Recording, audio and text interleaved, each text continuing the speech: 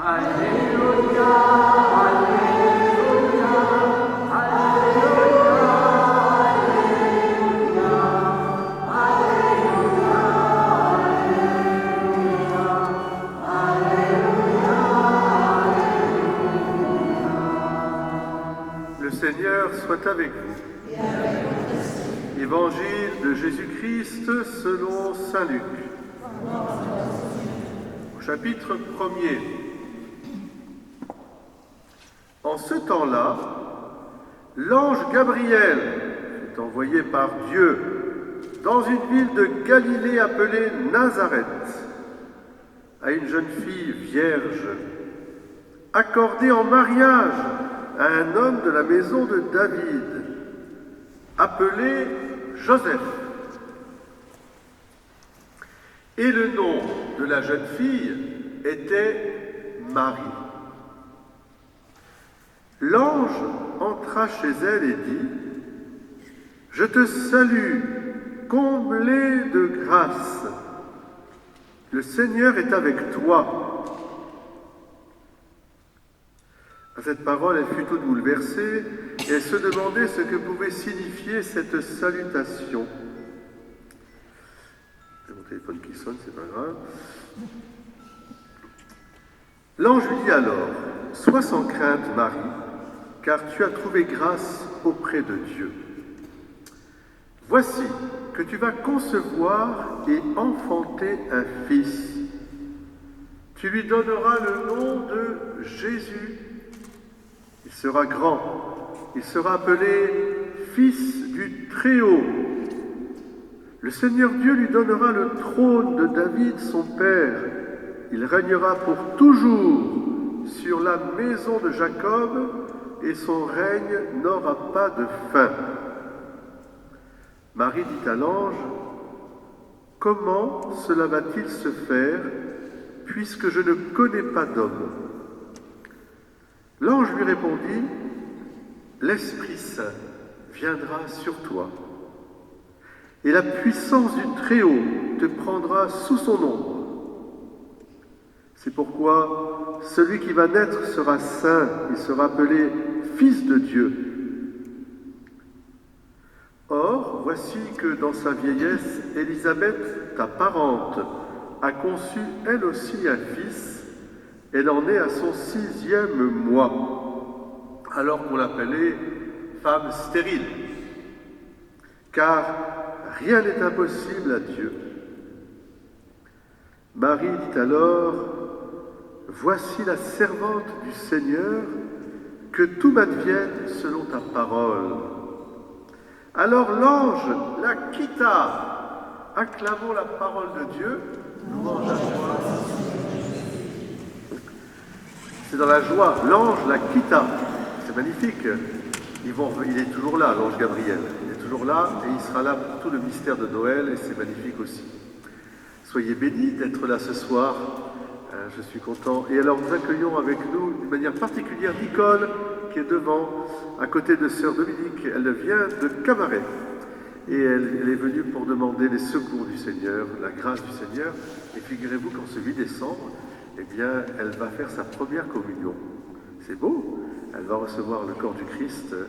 Et donc, soyez bénis, on va vous entourer de notre prière et vous encourager dans votre chemin de vie qui n'est pas facile.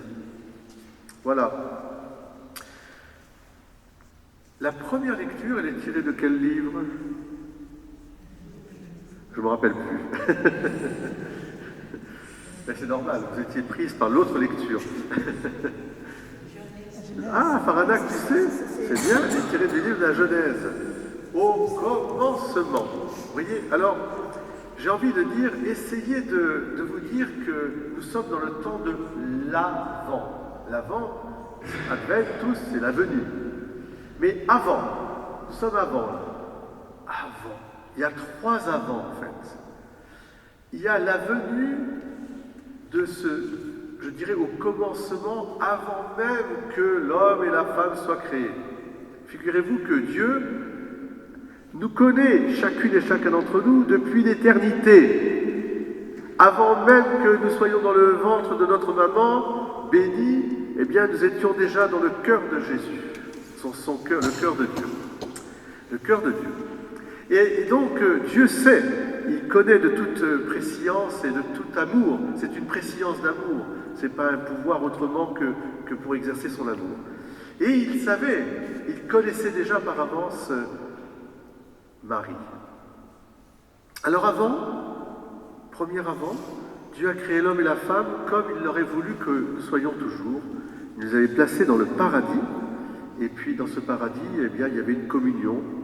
Et il n'y avait pas de peur, il n'y avait pas de honte, il n'y avait pas d'accusation. Et puis patatras, vous connaissez la suite. Voilà, c'est l'irruption du mal dans notre monde. Et ça provoque effectivement une désharmonie qui est lisible, bien sûr, entre Adam, Ève, le serpent, tout ça. Et Dieu, en fait, ne se dément pas de son désir de bonheur pour l'homme. Première chose, depuis l'éternité, Dieu a toujours voulu habiter parmi les hommes. C'est fou. Saint François de Sales dit que même si l'homme n'avait pas péché, Dieu aurait envoyé son Fils pour habiter parmi nous. Incroyable. Eh bien, c'est vrai. Dieu est amour. Il n'y a que de l'amour gratuit pour nous accorder sa vie même gracieusement. Dieu a envie de vivre avec nous. Et c'est ça que révèle déjà un peu ce mystère de l'Immaculée Conception. Ce n'est pas quelque chose qui nous éloigne quelque part de la présence de Dieu. Au contraire, le privilège de Marie est un privilège qui nous rapproche de Dieu. Depuis toute éternité. C'est le premier avant, ça. Avant. Qu'est-ce qu'il y avait avant?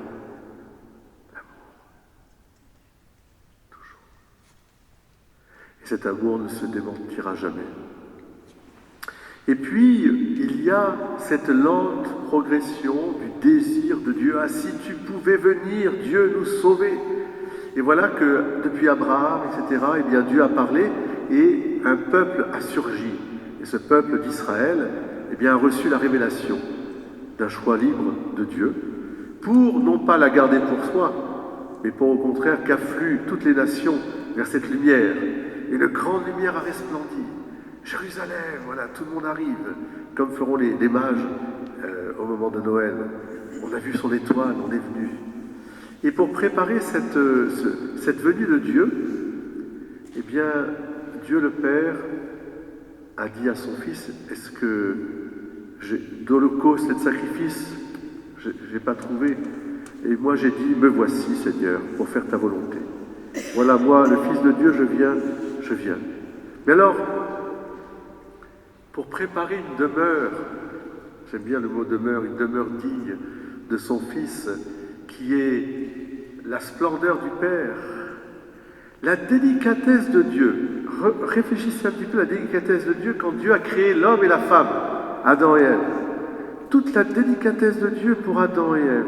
Il les avait placés dans la grâce adamique, cette grâce magnifique, une grâce gratuite bien sûr, d'harmonie, de concordance. Il n'y avait pas de péché en Adam et Ève avant qu'ils tombent. Eh bien, c'est ce que voulait Dieu pour l'humanité. Et donc, qu'est-ce qu'a fait Dieu? À Dieu, rien d'impossible. Il a préparé cette petite fille de Palestine, la petite Marie, depuis et même avant sa conception. Et elle est comme le projet réalisé de toute grâce, toute gratuite. Et donc, Marie a été préservée du péché en prévision du salut qu'apporterait Jésus. Pour dire, tu vois, je t'ai choisi, humble petite femme, fille de Palestine, pour être la maman de mon fils. Et par un souhait gratuit, immérité. C'est pas Marie qui mérite, c'est immérité. Je te préserve du péché originel pour que tu sois l'Immaculée Conception et que tu sois la demeure sainte, déjà révélant, ou plutôt rappelant ce que Dieu veut faire pour nous. Car le privilège qu'a reçu Marie, ce n'est pas un privilège qu'elle garde pour elle. C'est même un phare devant nous pour nous dire, voilà ce que je veux pour l'humanité tout entière, pour l'Église qui est ma fiancée toute parée, toute pure, toute vierge, toute sans tache ni ride. Voilà ce que je ferai. À Dieu, rien d'impossible. À Dieu, rien d'impossible. Des cailloux que nous sommes, il peut faire un cœur de chair magnifique, rempli de son amour, où il n'y a plus que l'amour. La Vierge Marie, évidemment, reçoit l'ange Gabriel, qui la salue, en disant, qu'est-ce que l'ange dit? Je te salue, comblé de grâce. Le Seigneur est avec toi. C'est ça qu'il faut comprendre. Comblé de grâce, le Seigneur est avec toi. Dieu avec nous. Et ce Dieu avec nous, il l'est pour chacune et chacun d'entre nous. Depuis toujours, Dieu est avec nous. Ton nom est inscrit sur la paume de ma main. Tu as du prix à mes yeux. Tu es mon enfant. Je n'abandonnerai jamais mon enfant. Ton nom est inscrit sur le livre de vie. Évidemment, Marie est la comblée de grâce. C'est une expression magnifique qui va être reprise finalement par l'Immaculée Conception, c'est ça que ça veut dire. Il n'y a pas de frontière, il n'y a pas de barrière entre le cœur profond de Marie et le cœur de Dieu. Elle est toujours oui, dans un oui d'amour, un oui de coopération, un oui dans la foi. Et la petite Marie, elle va quand même poser une question à l'ange. Pourtant, on nous a bien dit, et ça c'est très important aussi, qu'elle était promise en mariage. C'est au sein de la cellule familiale que Dieu veut venir à nous. Dieu aime la famille, il l'a voulu, il l'a béni, avant même le péché. C'est la première bénédiction, la bénédiction du mariage, avant le péché. Adam et Ève croissaient, multipliaient, etc. Et Dieu vit que cela était très bon.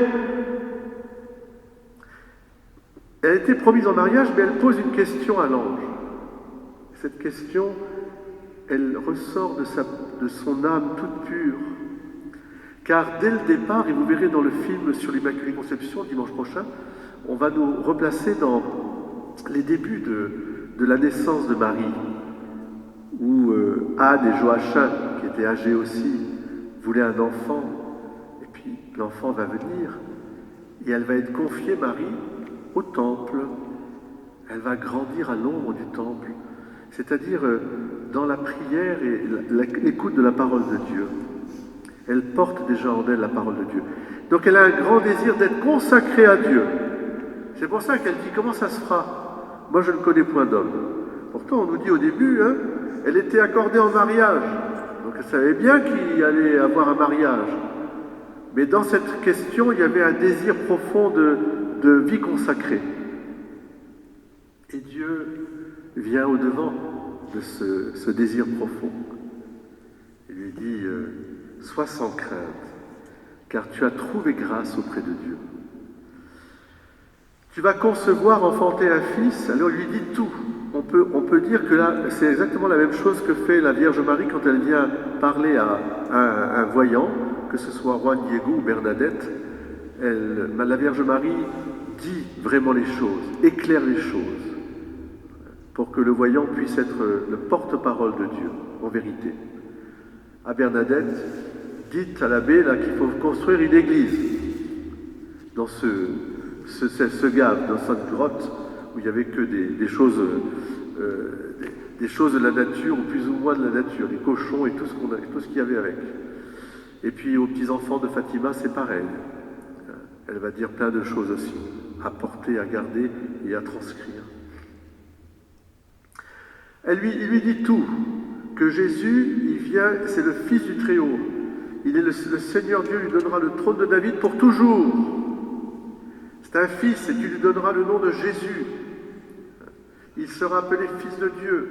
Et l'Esprit Saint viendra sur toi. Et la puissance du Très-Haut te prendra sous son ombre. C'est magnifique comme expression parce qu'il y a une délicatesse de cette fécondité miraculeuse de Marie. Quelque chose qui est d'une douceur incroyable, d'une tendresse.